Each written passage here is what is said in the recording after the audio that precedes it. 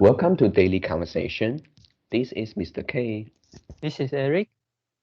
Yeah, today is the 5th of September 2021, and the time now is 6:17 a.m.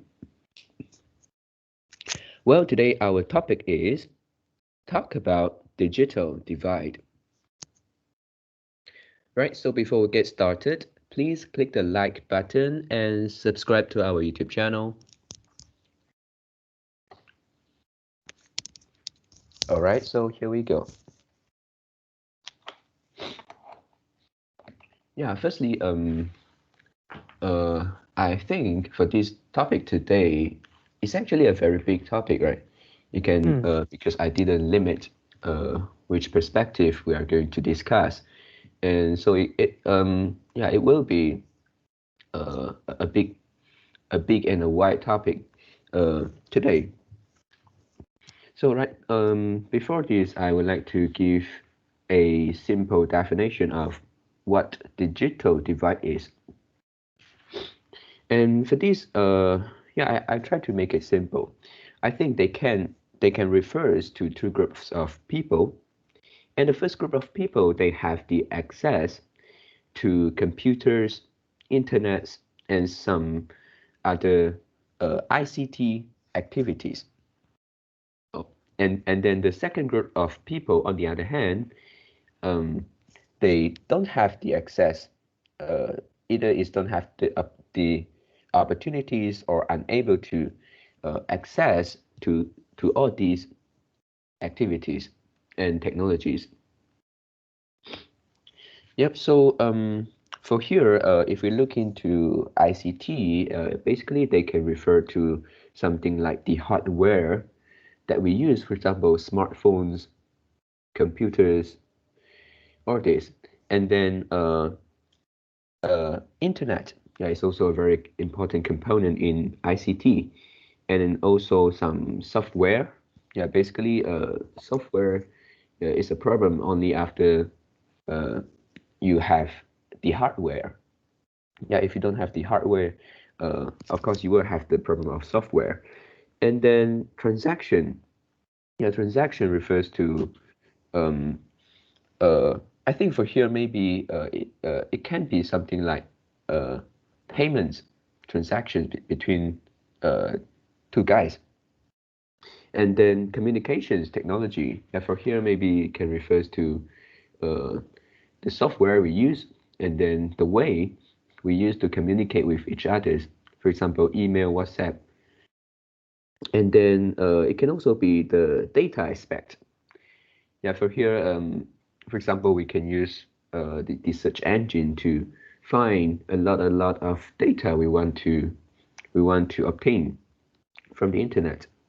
So for these two groups of people, the emergence of internet and a variety of different modern ICT activities and services, I think actually the gaps become bigger and wider. Yeah, so because previously I didn't think about this aspect. I mean, I didn't look into digital divide so deeply, and I think basically uh, for nowadays, internet seems to be very common and affordable to many people. But nowadays, I believe that still there are some people they actually don't access to all these technologies. um, I was quite surprised when I saw some information and reports from the internet, and they say even in the United States, there are still a certain percentage of the population they actually don't access to the internet. Yeah, so not to mention other countries like developing countries. Um, if we compare developing countries and developed countries, this problem will be more obvious.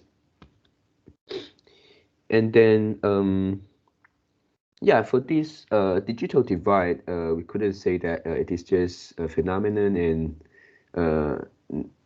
has got no big impact.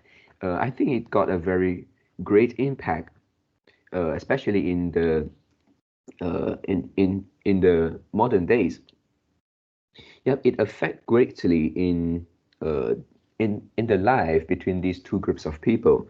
In terms of the perspectives, I think, for example, jobs, knowledge, maybe communications, yeah, and uh, many other related area related to knowledge and internet.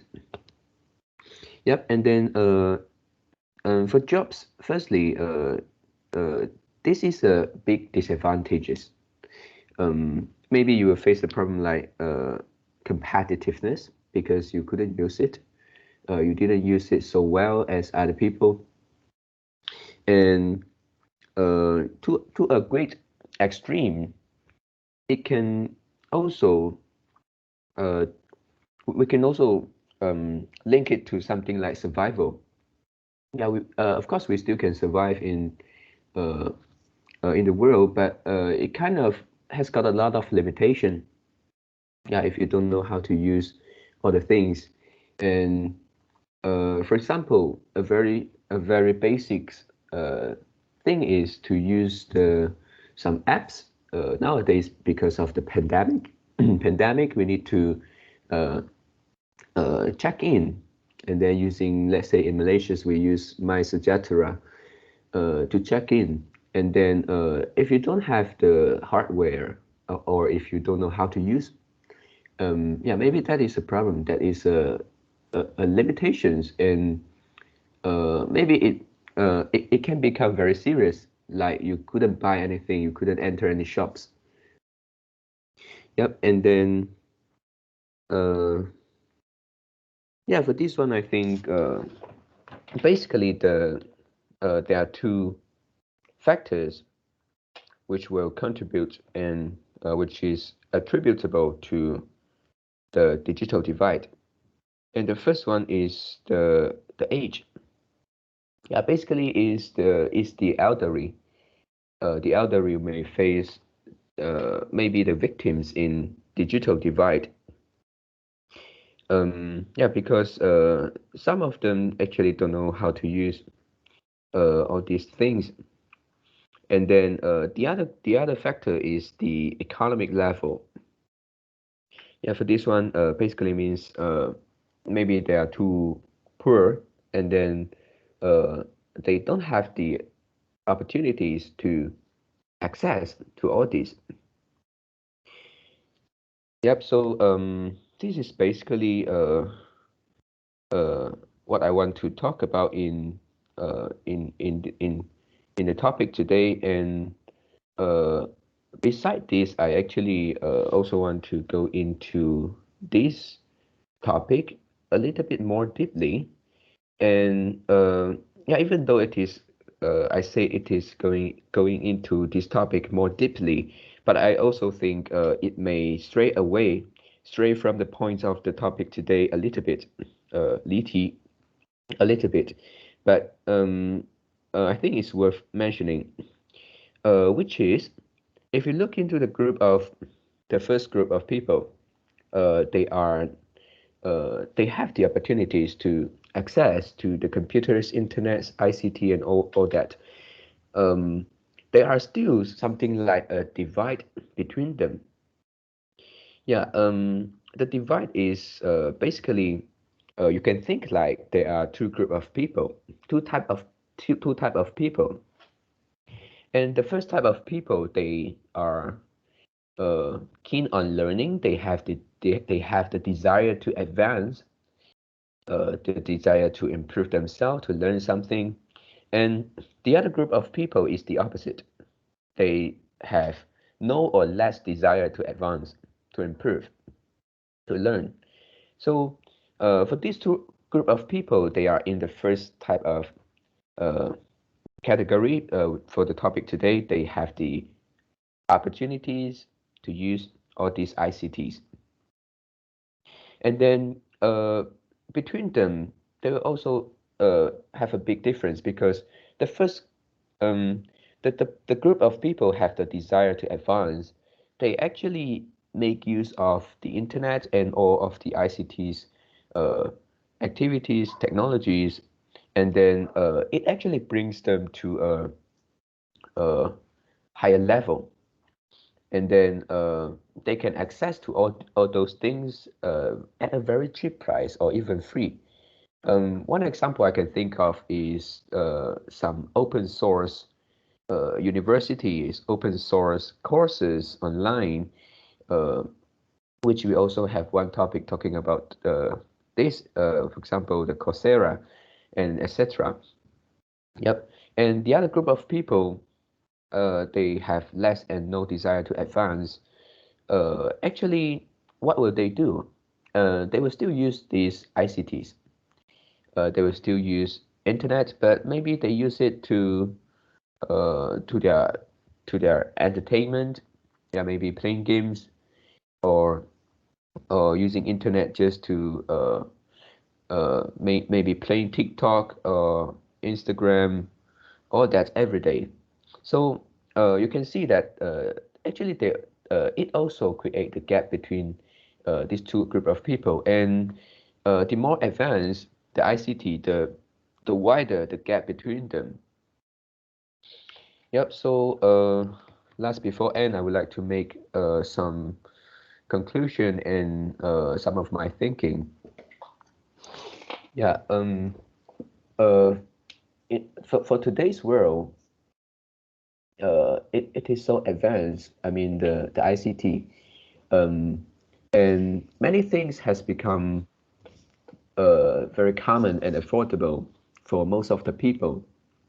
And even though that we can say that all these advance actually bring something good to the people in general.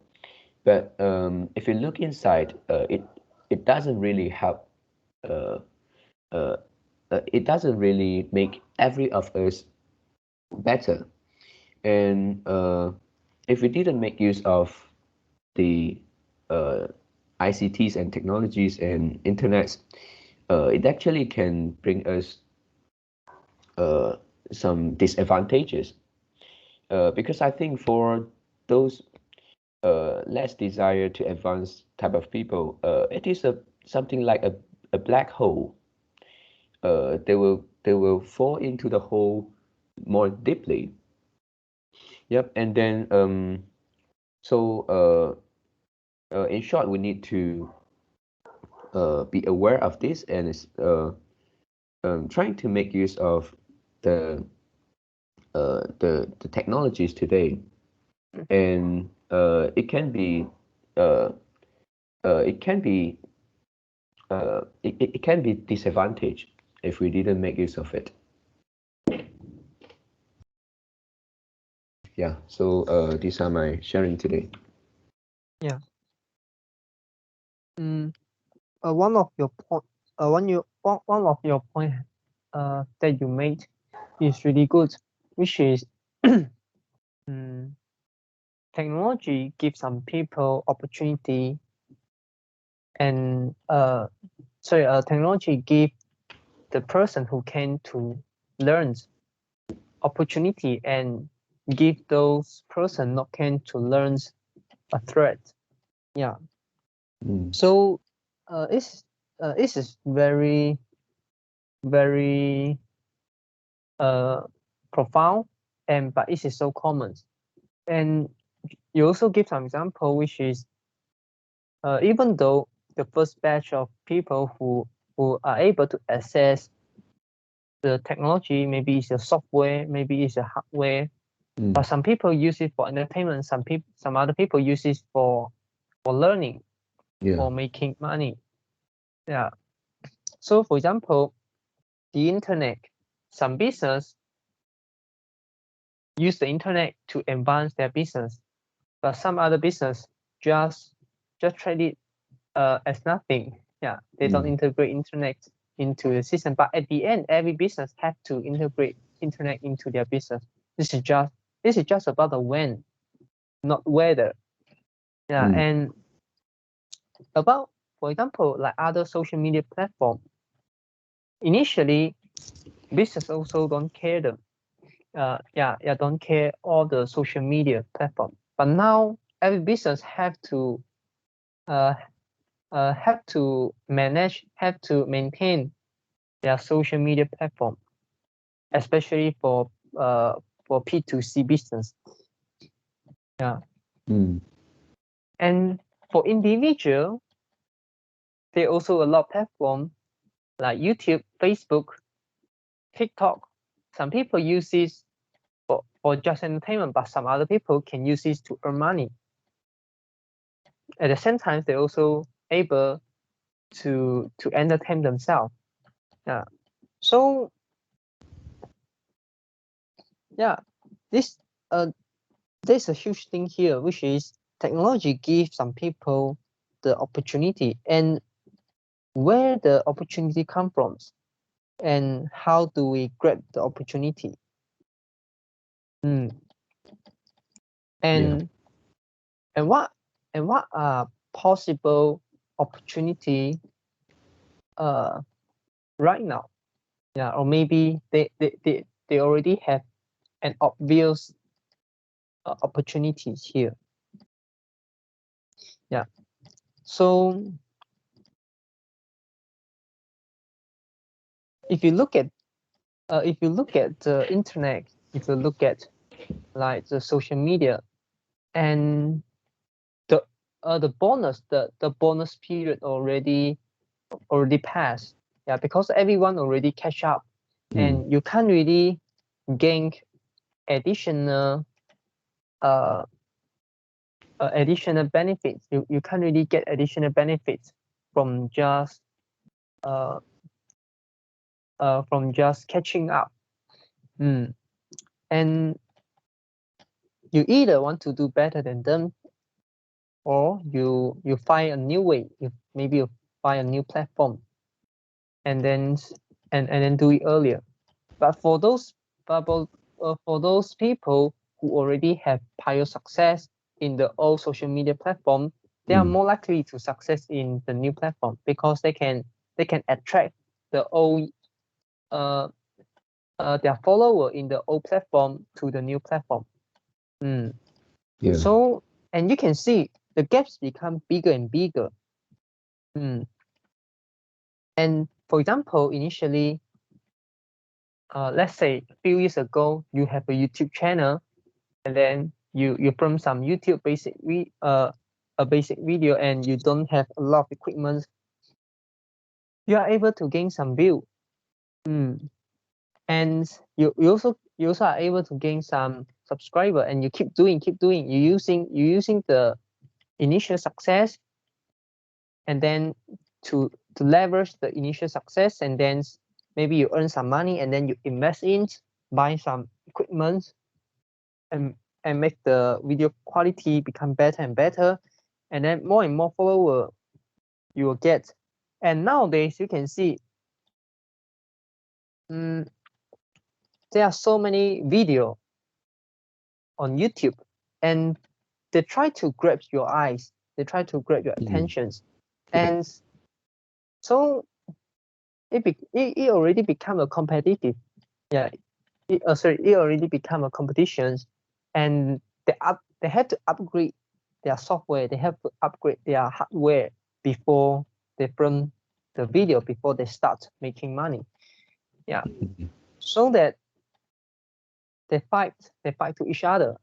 And of course, consumer gain the most, because the video quality increase, and the pleasure the pleasure consumer gets from it also increase. And so for consumer, they didn't they didn't they didn't take the chance, and they didn't grab the opportunities, but they still are able to enjoy the benefits. So okay, this is first thing. This is first thing. But what is the result? What is the consequence? Is actually the income gaps and the wealth gaps will become larger and larger.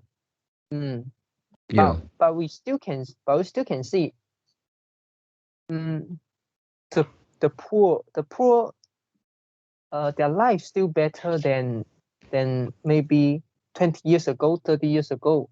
And if you compare like 100 years ago, only the rich are able to access the book, because at that time paper is expensive. We don't have like the photocopy machines or photocopy technology, so only rich people are able to access the book. But now say everyone can access the book. And at that time, rich cannot don't have so many entertainment, like so many video are able to watch, don't have. So nowadays the poor can enjoy the life of rich in the past. And for the poor, they are we couldn't say their life quality decrease, but actually they increase. But there's also some other aspects, which is they may need to work hard. They need to work harder.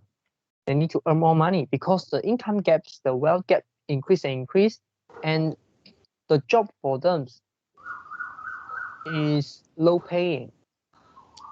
And because they don't try to grab the opportunity, and they don't try to advance themselves, their skill, they just use their manpower, they just use their very basic skill to earn money. So when the world become more advanced, when technology become more advanced, they'll fall behind, and their income will become less and lesser. And in the past, people don't need to work that hard, but now they really need to work that hard in order to enjoy the entertainment they get. So it really depends what individual wants, whether the individual prefer freedoms, or prefer the opportunity, prefer to become the top tier. So this is for the poor. This for poor. For those people, you wish to do nothing. You wish to do nothing. You wish to follow the conventional. So how about for rich? For rich people, it doesn't matter. And now definitely it's better than the past. Because they have more things to enjoy. They have more opportunities. And just now I talk about some possible digital divide. And you also can see many things is not just about what I mean is digital divide is not just the only divide in our culture, in our social, in our society, in our world. We also have many other divides. For example, the asset divide. The people who own asset and they are able to use the asset to make more money. They use the money to make money, and the poor don't have the asset. They couldn't enjoy the benefits of the price increasements from the assets. So they need to use their manpower to earn money, and rich people use money to earn money. So it's also the divide. The gap will also become bigger and bigger, just like the digital divide. So come back to digital divide. What type of person you want to become? Whether you want to grab the opportunity, or whether you want to just enjoy the entertainment. And everyone should also because in future the job will become even low paying, because the competition comes in. The competition increase and increase. And AI can replace a lot of things. So you couldn't just depend on one skill, depend on one job to make to earn income, you need to have some other source. Yeah, maybe it is come from investment, maybe it is come from other job, maybe it is come from like maintain your social media platform. Yeah, you need to have other source to earn money, to try to make money. Yeah. And I would like to say, I would like to give you some example. This is the real example that I saw. This is not just the historical example. This is a real example I saw in maybe within a year. Okay. This is about the blockchain, and in last year, if I'm not wrong, is around July or August, Uniswap, which is we can say the first decentralized exchange invented or created, yeah, by the Uniswap led, which is a company. So the Uniswap and the Uniswap give the airdrop to its user. The people who have used the service, who have used the Uniswap before, if I'm not wrong, it's 1st of September 2020. Yeah. If you have tried to use Uniswap even one time before 1st of September 2020, you are able to get 400 uni. Yeah, 400 uni coin. And then if you say, what's the value of uni coin nowadays? One uni coin, the uni tokens. Now the value of one uni token versus the stable coin, maybe a USDT or USDC, which is the USD. You can see like that. So one uni equal now is around 28.7 USD. Wow. If you calculate 400 times 28.7 is how many? Is how much? 11,000 USD. Yeah, 11,000 USD. Yeah, how many people in Malaysia are able to save the money? Yeah. And this is one. And another which is, if you have bought one of the NFT at that time, which is the Unisoc, yeah, the sock, but it is a digital sock, yeah. So if you have bought the Unisoc, and you're able to get 1,000 uni, so 1,000 instead of 400, yeah, 1,000. So if you use 1,000 times 28.7, it's become 28,700. And not only that, if you didn't sell the Unisoc, you know what's the value nowadays? Yeah, you can try to search Unisoc's price, and today's value is 128,633.61. 128,000 USD. Yeah, you see, what's the gap? Yeah, the gap is really huge. And yeah, of course, some people get the Unisocks. Maybe I get they buy it in a few dollar, and then they sell it in a few $100. Some sell it in a few $1,000. Yeah. But now the value becomes so high. And this is just because you try to use the service. You try, you have some experience of using maybe the cool storage wallet, and try to use the application, try to use a decentralized application on Ethereum or on other blockchain. Yeah, and not many people have the chance. Not many people are able to access that, but everybody are able to access that. Yeah, everybody are able to learn how to use, let's say, the MetaMask wallet.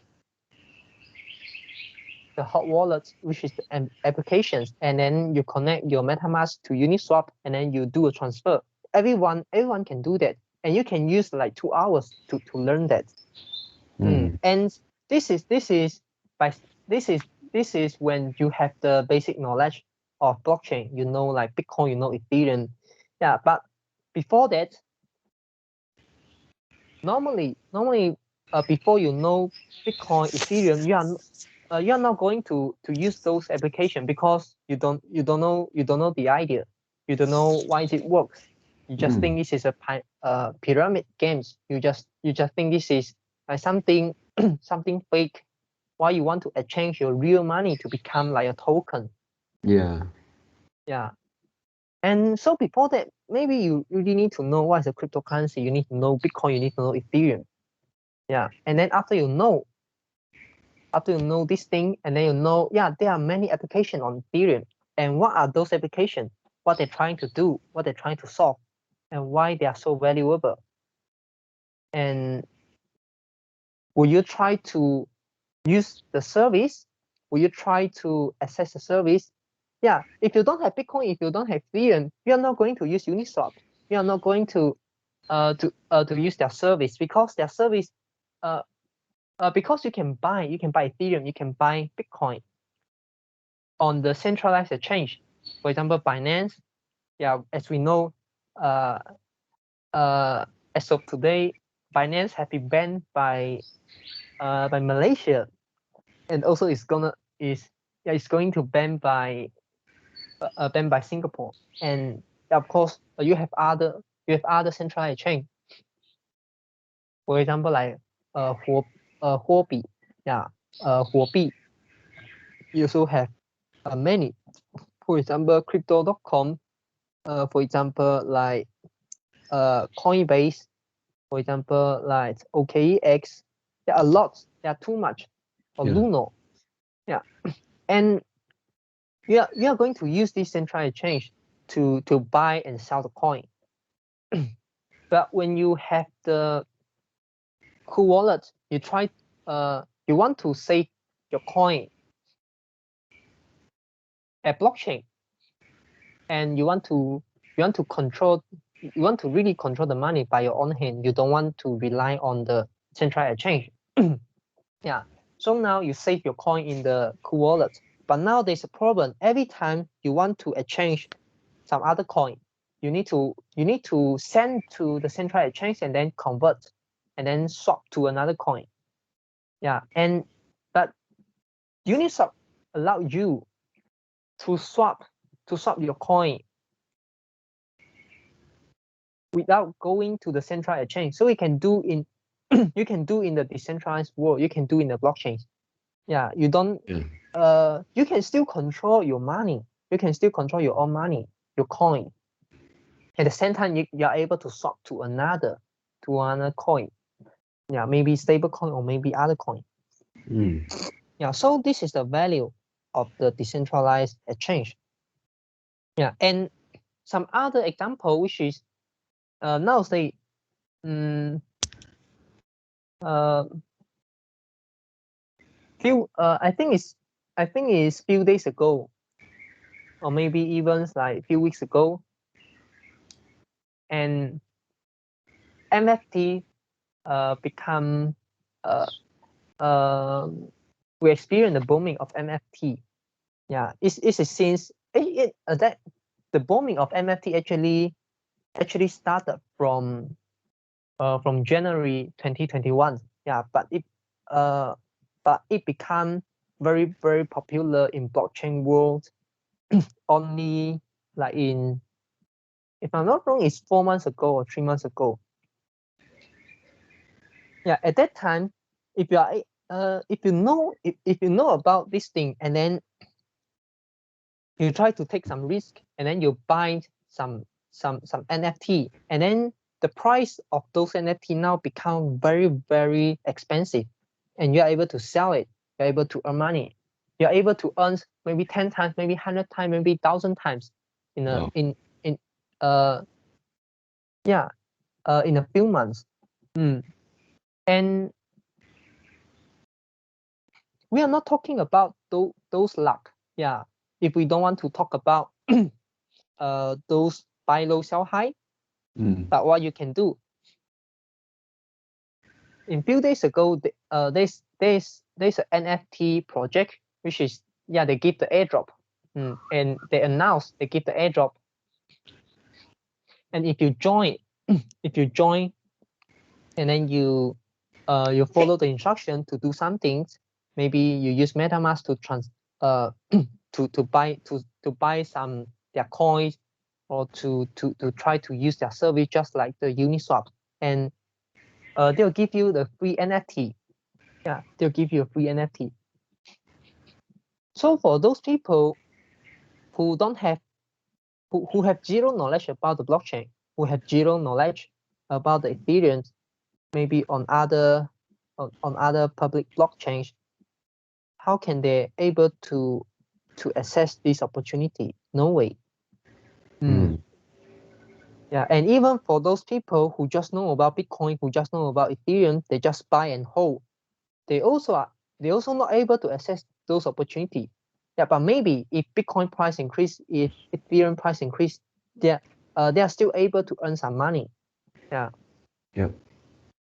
And outside of the whole blockchain, those people who have zero knowledge about the blockchain, the Bitcoin, the Ethereum, they may miss the opportunity.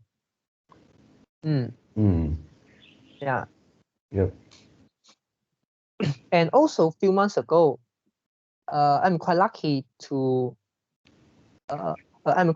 saw a project. It's also a decentralized project. It's actually the futures. You are able to buy the futures. To buy the futures on the decentralized world in the blockchain, instead of using the central exchange to buy the futures, to buy the derivative. Yeah. So in the past, I did some I used some trading strategy, and this is called the cash and carry strategy. And this is something like you buy the spot, which is you you buy the real Bitcoin, or let's say you buy the real Ethereum, you buy the real coin at the spot market, which is at the market, at the real market. So you buy, so that means the Bitcoin is owned by you. Yeah. And another is a derivative. Yeah. Another is the derivative. So it's a futures. Maybe a futures is going to expire in within a few months. And then if the price have difference, for example, the spot price and the let's say for example, if the stock price if the spot SPOT, the spot price below the futures price, so what you can do, you can buy spot and then you sell the futures, and then you can earn the spread, because they are the same thing. Yeah. For example, you buy like one Bitcoin, and then you sell the futures equal to one Bitcoin. So what you actually holding? You actually holding the fiat currency. You actually holding like let's say the USDT, the stable coin. Yeah. So you don't have any risk. And then you can earn the spread. You can earn the returns. But there's only risk, which is the third party risk. If the centralized exchange went down, and if the central exchange go bankrupt, or there are some other issues, and you are not able to access your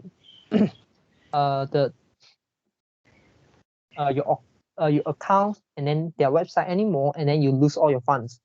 Yeah. So this is the only risk. This is the third party risk. But what if you can do in the decentralized world? You don't have any third party risk. Yeah, but of course you also have other risk, which is the smart contract, a smart contract risk. If the smart contract have some bug, you may lose some of your money.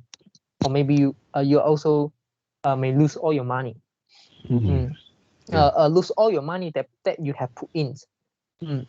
Yeah. So yeah, and yeah, because in the past I tried to find some trading strategy, and then I saw this is a strategy quite good, which is a cash and carry, and also known as the contango.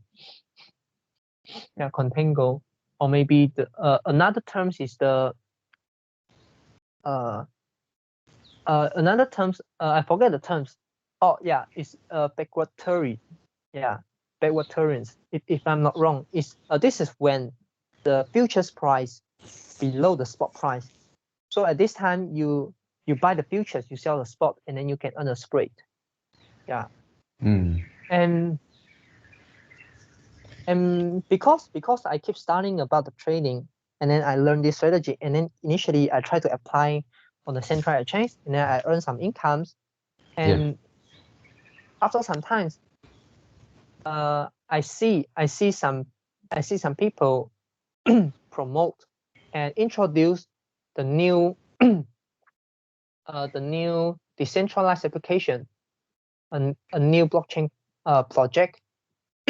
Yeah, new project. And then I try to use it. Yeah, and this is quite good. I also earn some money from that. And initially I didn't use like the MetaMask. I didn't use I just have the cool wallet to store my Bitcoin, Ethereum. Yeah, just stay there. But after I saw the video, and then I decided try to learn, try to do some research, and try to DIY and try how to use. And then after I tried, and then I learned a lot of things. I learned how to use MetaMask. I learned how to convert your blockchain to another blockchain. Yeah. So for example, you convert your Ethereum on Ethereum blockchains to another blockchain which is called Polygon blockchain, so that you if you do the transaction on Polygons, and you're able to save a lot of transaction fee, and the transaction fee in Ethereum blockchain is very, very expensive. Yeah, so you learn a lot of things. And if you if you don't learn those things, if you don't learn those things, you are not able to grab the opportunity. You just can't see the opportunities. Yeah. And I give a lot of examples, the uni tokens, Uniswap, and NFT, and this derivative platform. And yesterday I saw another opportunities which I'm going to try. Yeah. But I still need to do some research. Yesterday I do some research, but I think I still need to do some research before really put in the real money. Yeah, this is the NFT game. Yeah, it's an NFT game. Yeah, so previously we couldn't imagine we can earn money by playing the games, but now you are able to do that. Yeah, this is an NFT game, and but this is a bit like the pyramid games. Yeah, so but just like any other tokens, any other fiat currency, the more people use it, the more value it has. So this is also about the consensus. Yeah. So if you are the first batch of people who join the game, and then the game becomes successful, and you earn a lot of money. Yeah, you earn a lot of money. And if the game is unsuccessful, not many people play the games, you just lose your money.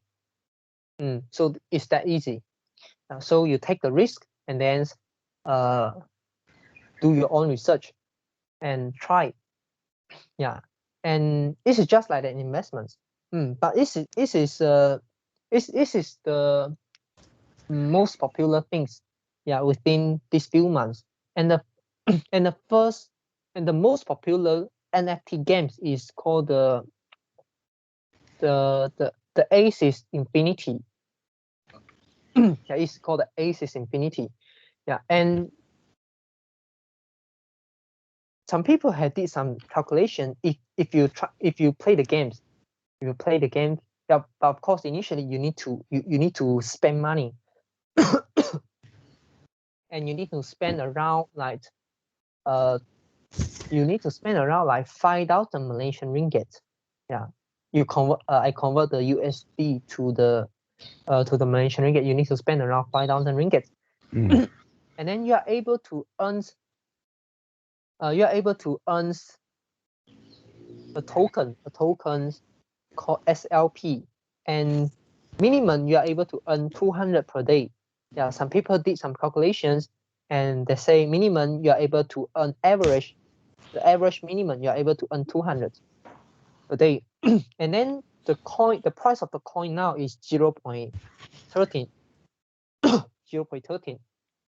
So if you multiply 200 times 0.13 is 26 US dollar you are able to earn in a day, and if time 30 days 700 780, and if you times 4 now is around 3,000. no, I miss you convert to Malaysian ringgit. You convert to Malaysian ringgit is now the rate is around 4.15, is it? Yeah, or maybe I try 4.1. And then so end up you are able to earn 3,200 ringgit per month by just playing the game. So 1.5 month will break even. Yeah, it's around there. And the only risk is you are the price of the coin, which is called the coin name is the SLP, drop, and then you are not able to break even, and it takes you too many months or it takes you years in order to break even. So that means less and less people play the game. Yeah. And then when less and less people play the game, and then the game become unpopular, and then the price keep dropping. So end up you lose your initial capital that you had put in. Yeah. So the earlier you join, the higher probability you are able to gain. Yeah, you are able to profit. So this is a bit like the pyramid game. Yeah, but yeah, many things in our world is just like the pyramid game. Yeah, no matter it's our fiat, no matter it's our fiat currency, no matter it's even though you say like Bitcoin, Ethereum, you can say in some perspective they really are the pyramid games. The earlier people who join, and then they are able to earn the more money. Yeah, but when when the thing really can create a value, it doesn't matter whether it is a pyramid game or not. For example, in the past, in the traditional market, how the game developer earn money?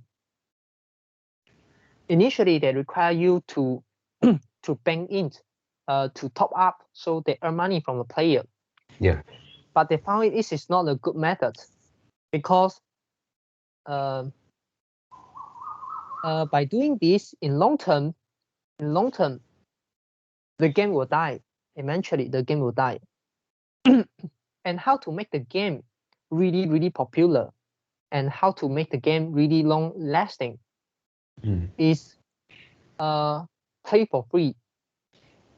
Of course, if you want to buy the equipment, if you want to buy some skin, buy some like weapons, you're able to do that. But the basic ones is the basic of the game is still depend on the skill. It still depend on skill. So the people who don't have money still able to play the game, they won't feel like the big gaps. The big gap between the poor and the rich. So only this kind of game can attract ton of player, ton of people play. Yeah. And so how the game how the gaming company earn the money? they may earn the income from the advertising. Yeah, advertising incomes. Yeah. They let you play the game for free, and then they insert some advertising inside, so they earn the income. And also they are able to sell the skin. They are able to sell some maybe some clothes. Yeah, the skin means the clothes, some weapon. Yeah, to make you more to make your character more fashionable. Yeah, they earn money from this. And then now the gaming company, the game developer have a new way to earn money. Yeah, which is through the blockchain. They something like create tokens, and then they try to integrate tokens into the game to incentivize people play the game, and then use the tokens. And when more and more people play the game, the token become valuable, and they are not going. They don't have to earn the money from you. Yeah, because they are still able to earn the money from you. They can sell you the skin, they can sell you the clothes, they can sell the weapon to earn money. And but the but the but the but the major part of the income they make is from where? It's from the coin. They issue the coin of thin air. Initially, don't have any value. Yeah, but as more and more people play the games, and the value of the coin goes up because there's a demand. There's a demand for the coin. Maybe you need a coin to buy something in the game. Maybe you need a coin to improve yourself so you can earn more money. Yeah. So they kind of design a mechanism and let the value of the coin can go up as more and more people play the game. Yeah. And can you imagine?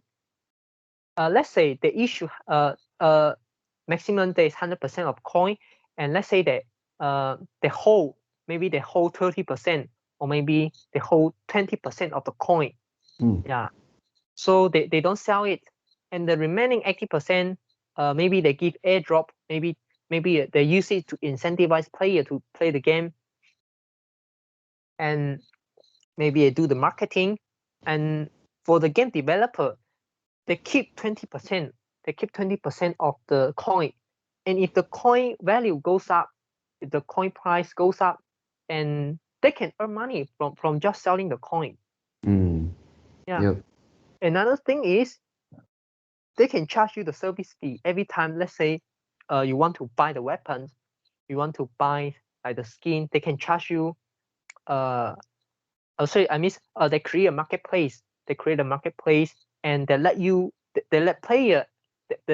players trade with each other, to trade the weapon, to trade the let's say the clothes, the skin, and they charge you a service fee, maybe 3%, or maybe let's say like 1%. They are also able to earn money from that. Yeah, and so this kind of business model have changed. Yeah. So unlike the traditional company who just try to earn money from the players. Yeah. So the whole business model have changed. Yeah. Yeah. And yeah, there are a lot of examples, and we will see more example in futures. And another example is the NFT. NFT in art. So can you imagine a digital art got value? Oh. Yeah, how can it be? How can it have value? For example, let's say the Mona Lisa. Yeah, the image of Mona Lisa have value. Yeah, or maybe can you imagine a rock? Yeah, a digital rock image. Yeah, if you try to search, let's say you try to search ether, ETHER, and rock. Yeah, and then you try to see if the rock price. Yeah, and then the price is more. Yeah, the price is more than 1.3 million. Yeah, Oh. and it's just a rock picture. If you click the the image to see the picture, it's just a rock, you know. It's just a picture. Yeah. Okay. Yeah, So 1.3 million. is it scared? Yeah, it's scared. Oh. But what's the value? There's no value. To me, at least to me, there's no value. But what is the real value of the digital art? I read an article which mentioned in traditional market how the art, how the arts, how the gallery, how the art industry work. There's a buyer, they sell, they have buyer, they have seller, and because the market is in liquid, yeah, you couldn't sell your art, like buy the art today and sell it tomorrow. It's very, very difficult. You couldn't find a buyer. Yeah, and also how to how to judge the value of the art. We look at the transactions times. If the art translate a lot of time in a short periods, and then the value of the art will drop. Yeah, because people don't want to store the art, so the store value is low, and people just want to buy and sell high, buy low and sell high. Yeah, so it's also something like the pyramid games. Yeah, and in the traditional markets, because one art only have one original. Yeah. Yeah, so you can see the market is really, really illiquid. Yeah, and also another problem is how can you judge whether the art is real or fake ones. And then you need the art gallery, you need the museums. The art gallery hire people to judge whether the art is real or fake, and then the art gallery pay a price to hire professionals, and then after that, and then the art gallery sell the art through the auctions, through the oceans. I don't know, I forget how to pronounce the words. Auction. Yeah, auctions, through the auction, and many buyer will comes to the museum, to comes to the art gallery, and then they bid for the art. And the art gallery also hire a person, which is the storyteller, who are able to tell a great story about the art. So they can increase, quote unquote, artificially increase the value of the art. And the art gallery, yeah, because some other artists will also sell the art directly to the art gallery, and then the art, or maybe artists want to sell their art, but they choose to through the art gallery, this channel, because the art gallery can help the artist to earn more money. Yeah, to sell the art at a higher price by using the auctions methods. And then the art gallery are able to promise the artist, yeah, I promise you the minimum price. Yeah, but of course the art gallery will hire the professional to determine the floor price of the art. And then they promise the artist, yeah, maybe, okay, let's say the art, I promise you minimum can sell 200,000. Yeah, so the art gallery hire the storyteller and then in a room, and then they make an auctions, and the minimum price, let's say the minimum price is let's say 180,000, or maybe 200,000. And then they bid, the buyer bid, and then the price become higher and higher, and then at the end, let's say it become 500,000. And then the art gallery will charge the artist 20%, maybe higher, maybe 30% of the fee. Yeah. So this is how the traditional art industry works. because there are so many people who have the mouth need to be fit. Yeah, they need to be fit because they are all humans. Yeah, and then whether the art gallery, whether the professionals are able to distinguish whether the art is real or fake. Yeah, it's also another problem. Yeah, maybe the buyer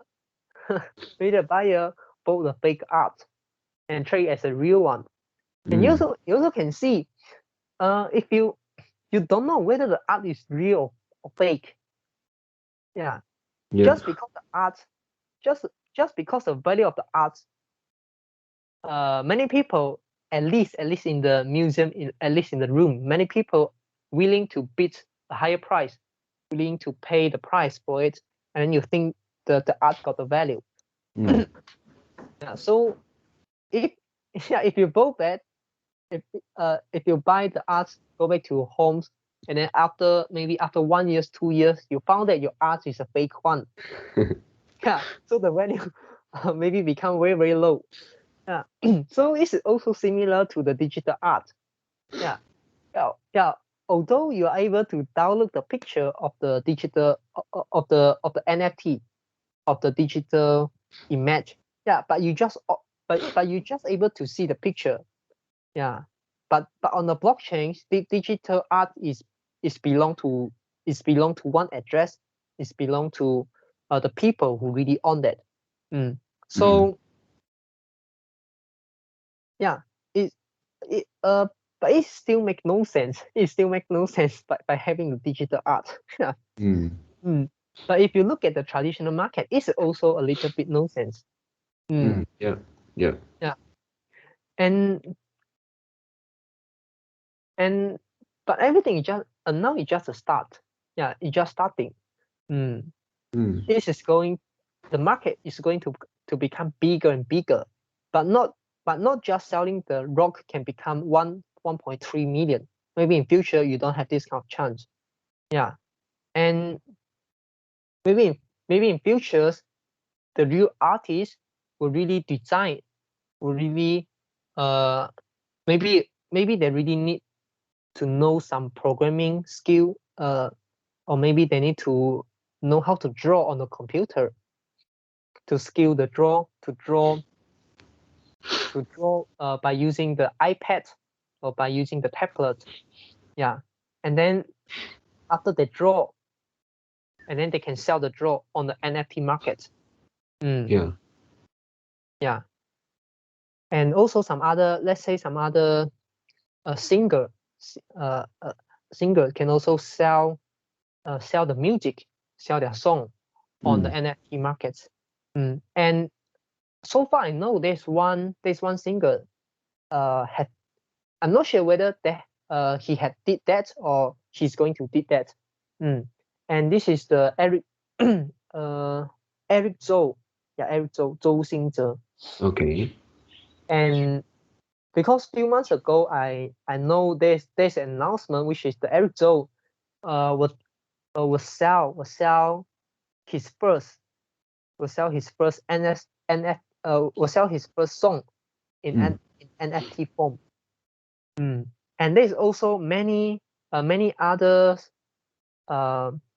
company, for example the basketball and the NBA, they sell NFT. Yeah, maybe this is maybe I'm not sure what's the form. Maybe this is a shirt, maybe it's a team logo. Yeah, maybe this is some other precious scenes. Yeah, some other precious scenes. Yeah, but of course everyone are able to watch the scenes. Yeah, everyone are able to watch the the excellent scene, but the scene is owned by someone. It's owned by an address. Yeah, so it is similar to the real one and fake one. Yeah, so all these things is just started. Yeah. I really think the blockchain is really the opportunity. Really, yeah. And if you don't don't try to catch up, and you'll become the unbearable parties of this digital divide. Yeah, I If you already try, feel the digital divide now. yeah. But also have just started to learn. You know, there are many people. In already dive in this blockchain for many years. Yeah. One of the YouTuber I know that his YouTube channel don't have a lot of view, but he's really rich. Yeah, I bet he's really rich, and there are many ways for him to make money instead of earning money from the YouTube advertising income. They can help the developer promote their new they can help to promote the new project, and then the project developer will give them maybe some coin, maybe some benefits. Yeah, maybe hire him to help market the new project. Yeah. And also becomes because he already very popular. He already popular, and if he join some events, yeah, and you can join a lot of events in the new project will try, because the new project want to attract new user, and they'll have events. For example, if you are able to share this tweet on Twitter, yeah, share this tweet on your Twitter, and if you are able to invite, let's say invite 3 or 5 people, and then to join and to use our application, and you're able to get maybe a free NFT, maybe get some money, maybe 1,000 US dollar. Yeah, so they can use many ways to earn money. Yeah, they not just rely on one source, which is the advertising income. They also even can cooperate with the debate with the developer team, with the development teams. They can join the new company and then become the marketing manager. They work for them. They help them to promote. They can earn a fixed salary. Yeah. So there are many ways for them to make money. Yeah. Okay. So that's all for my sharing. Yeah. Yep. I still couldn't understand how a digital picture, like a stone, like a rock, Yeah. can be I so. also couldn't understand. I really also couldn't understand. Yeah, just like a Unisock, just like the sock, a digital sock can also saw like 130,000. I couldn't understand. Yeah. Yeah, but in future, of course, the world will not become like this. Yeah, and we won't have many this kind of rock, many this kind of sock. Yeah, because this is the value really depends on the consensus. Yeah, the people think it can be higher. The people don't want to sell at a low price, so the price maintained it there. But if no one want to hold it, the price will start to drop. And maybe will go to zero. It's also possible. No, it's I would like to say zero is not possible. Yeah, I would like to say really zero is not possible unless the whole blockchain have some really serious technical point of failure. But at that time, Bitcoin, Ethereum, they also fail. So NFT also fail. The whole blockchain no longer exists. This is the only way Bitcoin, Ethereum can go to zero, and also as well as NFT can go to zero. There's also some risk. Yeah, you couldn't say there's no risk at there, but it is a possibility. there's a possibility it can go to zero. Yeah. Yeah. It's not probable. Yeah, maybe it can go to, maybe like for example, Bitcoin can drop to 1,000, can drop to 100, even can drop to 10, can drop to $1, but it's not going to go to zero. Yeah. Yeah. If the technology is still there, yeah, if there's not a failure, and also if there is any very very powerful blockchains arise and then replace them, yeah, if that occurs, Bitcoin and Ethereum may also become zero. Yeah. Okay, so yeah, anything else? No. Okay, so that's all for our today conversations. How do you feel? Did you enjoy the conversations? Please tell us what you think of our conversations.